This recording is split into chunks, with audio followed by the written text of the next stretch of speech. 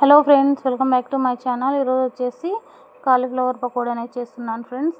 ఇదిగోండి, కాలీఫ్లవర్ తీసుకొని చిన్న చిన్న ముక్కలుగా కట్ చేసుకొని పక్కన పెట్టేసుకోవాలి. అలాగే స్టవ్ వెలిగించి గిన్నె పెట్టి గిన్నెలో నీళ్ళు పోసి గిన్నెలో నీళ్ళు హీట్ అయిన తర్వాత కొంచెం ఉప్పు పసుపు అనేది వేసుకోవాలన్నమాట. అలాగే కాలీఫ్లవర్ ముక్కలు కానీ గిన్నెలోకి వేసేసి బాగా ఉడికించాలి 70% వరకు.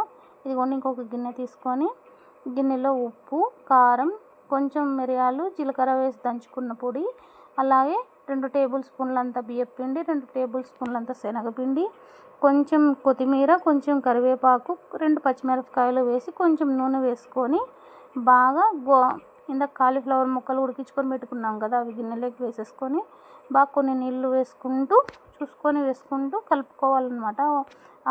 మిశ్రమం అంతా ముక్కలకు పట్టేటట్లు కలుపుకోవాలి. ఇదిగోండి, మళ్ళీ స్టవ్ వెలిగించి స్టవ్ మీద కడాయి పెట్టి కడాయిలో నూనె పోసి అలా డీప్ ఫ్రై పెడుతున్నామండి.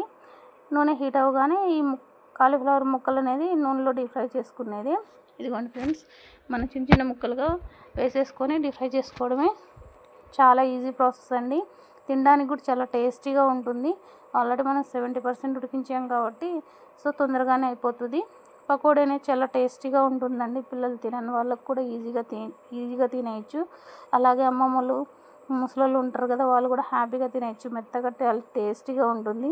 ఇష్టం లేని పిల్లలు కూడా హ్యాపీగా తినేయచ్చు. ఎందుకంటే మా బాబు ఇష్టపడడు.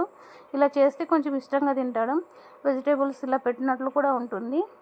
ఇదిగోండి ఫ్రెండ్స్, ఈరోజు వచ్చేసి మా ఇంట్లో ఇలా చేశాను. మా ఇంట్లో వాళ్ళకి నచ్చింది. మీరు మీ ఇంట్లో వాళ్ళకి చేసి మెప్పు